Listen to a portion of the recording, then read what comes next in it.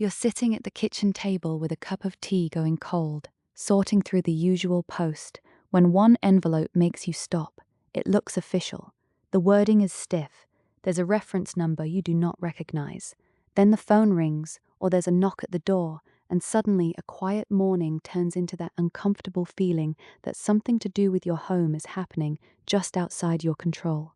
That feeling catches a lot of people off guard, not because they have done anything wrong, not because they have been careless, but because once you have spent years paying off a mortgage, keeping up the house, and getting everything finally settled, it is only natural to think the risky part is over.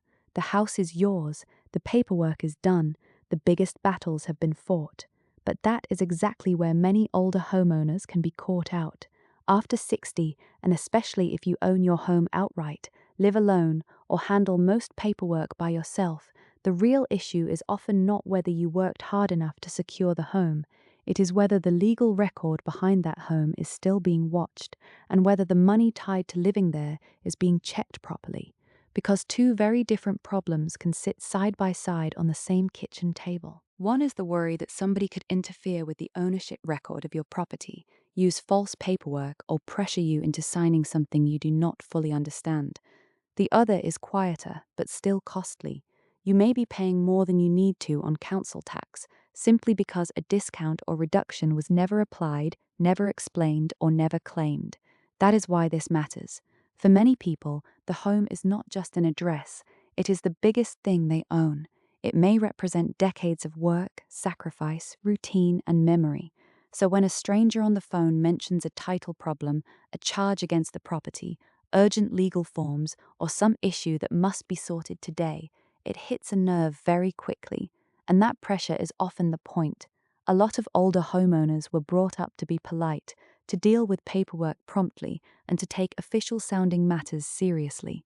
Those are good instincts, but they can be used against you when someone sounds confident, uses complicated language, and tries to rush you before you have time to pause, check, or ask someone else to look things over. At the same time, plenty of people assume that if there were ever a real problem with the legal record of the property, somebody would automatically spot it and stop it. Or that if they were entitled to help with council tax, the council would automatically apply it. Very often, that is not how it works. Home ownership later in life is not just about having the keys and knowing the house is paid for. It is also about knowing that records can still be targeted, applications can still be attempted, and some protections only help if you set them up first. And on the money side, the bill that drops through the letterbox is not always the final word either.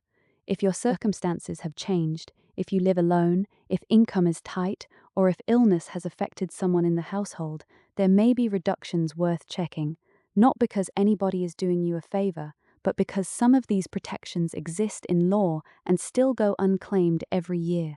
So the real question is not whether older homeowners should panic. They should not. The real question is whether too many decent, careful people are being left with the wrong assumption that once the mortgage ends, the danger ends too. It doesn't always. Sometimes the next risk arrives as a letter you do not understand, sometimes as a caller who sounds helpful, sometimes as a form placed in front of you too quickly. And sometimes the loss is not theft at all, but money quietly leaving your account month after month because no one ever told you to challenge the bill. Once you see that clearly, the picture changes. This stops being a vague worry and becomes something more useful, a set of things to watch for, a few checks that can protect the legal side of your home, a few questions that may save real money, and a much better sense of what should never be signed under pressure, because the important thing now is to separate what feels official from what is actually safe, and what looks fixed from what still needs checking. One of the surprises here is that owning your home outright can make you more interesting to a fraudster, not less. That sounds backwards at first. You would think no mortgage means fewer problems, but from a criminal's point of view, a mortgage-free property may look simpler to interfere with. There is often more value sitting in the home, and there may be no lender keeping a close routine eye on changes linked to the title. If the house has been owned for years, with very little property paperwork coming and going, that silence can feel reassuring. In reality, it can also mean unusual activity is easier to miss. Property title fraud usually does not begin with someone physically trying to take a house. It often begins on paper or online.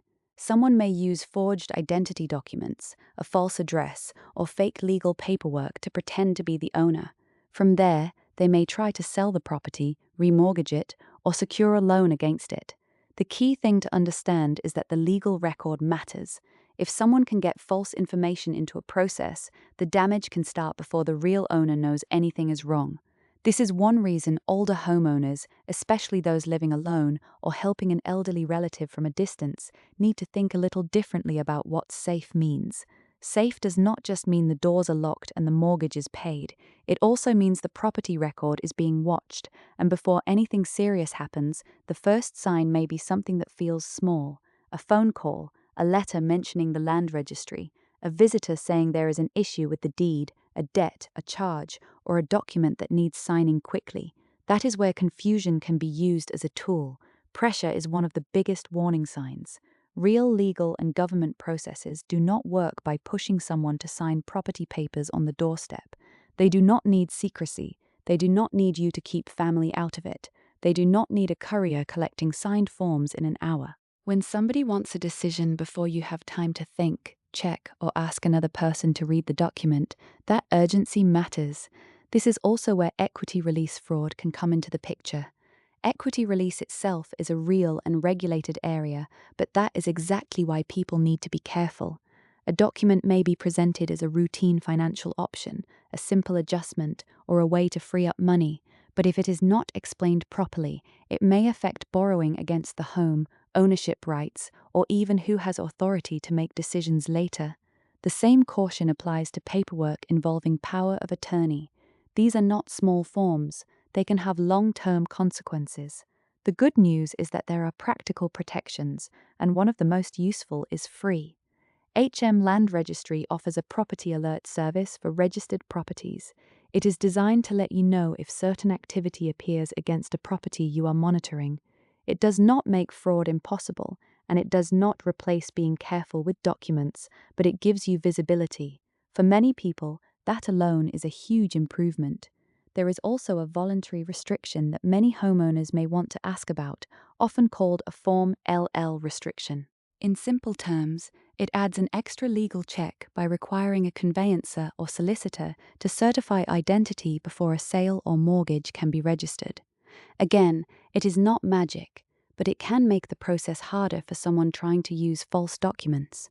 So this is the shift that matters. The aim is not to become suspicious of every letter and every phone call. It is to stop being passive about a property just because it has been owned for a long time. A free alert, an added restriction where appropriate, a willingness to pause when paperwork feels rushed. Those are steady, practical protections. And once the legal side of the home is a little clearer, there is another area where many older households may be losing money in plain sight: the council tax bill itself. That council tax bill on the table may look fixed, final, and not worth arguing with. A lot of people simply pay it because it arrives, it looks official, and they assume the council already knows everything it needs to know. But that is not always true. Some of the most important reductions for older households are not always applied automatically. If only one adult lives in the property, a single-person discount may reduce the bill by 25%. Many people know that in theory, but still never claim it after a change in circumstances. Sometimes a husband or wife dies, or one person moves into care, and the paperwork side gets missed while everything else is being dealt with. There is also council tax reduction for people on a low income, including some pensioners, depending on local rules. That can vary by council, which is one reason it is often overlooked. People assume they would have been told. Very often, they are not. Then there is the severe mental impairment disregard. The name sounds harsh, but it is simply the legal term councils use. In some cases, conditions such as dementia may qualify if the council's rules and evidence requirements are met. That does not mean every memory problem qualifies, and it is not something to guess at. But it does mean some households are paying more than they should because no one ever thought to ask the council the question. This is where a simple review can make a real difference. not because anyone is asking for special treatment, because these reductions exist for a reason, and missing them can cost hundreds of pounds year after year. And that really is the thread running through all of this. Not panic, not suspicion, just review. Review the title protection on the property. Review any unexpected contact about ownership, debt, or legal documents. Review the council tax bill, especially after bereavement, illness, retirement, or a change in who lives in the home. The most protective habit is often the simplest one. Slow things down. If a caller says there is a problem with your title, do not use the number they give you. Find the official number yourself. If someone turns up at the door with forms to sign, do not sign them there and then. If papers mention equity release, a loan secured on the house, a transfer of ownership, or power of attorney, treat that as a serious legal matter, not a routine bit of admin. That does not mean the paperwork is definitely wrong. It means it deserves proper checking. A trusted solicitor, the local council, HM Land Registry, your lender if one is involved, or a calm conversation with a family member can all be part of that checking. Taking time is not being difficult. Asking for written information is not being awkward. Saying, "I do not sign property papers on the doorstep" is not rude. It is sensible. And for families helping an older parent or relative, this matters too. Some people are very capable with money but hate modern forms. Some are sharp as ever but feel flustered when strangers use official language. Some do not want to bother anyone, so they keep a worrying letter to themselves. That is exactly why a second pair of eyes can help. So we come back to that kitchen table, the cold cup of tea, the council tax bill, the official-looking letter, the phone call that makes your stomach tighten. At first, it can all feel like one heavy pile of stress, but once you know what you are looking at, it becomes more manageable. One part is about protecting the legal record of your home, a property alert, a restriction if appropriate, a refusal to sign under pressure. The other part is about protecting the money tied to living there, a check for single-person discount, a look at council tax reduction, a careful question to the council if severe mental impairment disregard may apply in the household. Your home is still your home. The point is not that danger is everywhere. The point is that later life home ownership works best when it is active, not passive. A few calm checks can protect what took decades to build. And sometimes the strongest move is not rushing to respond.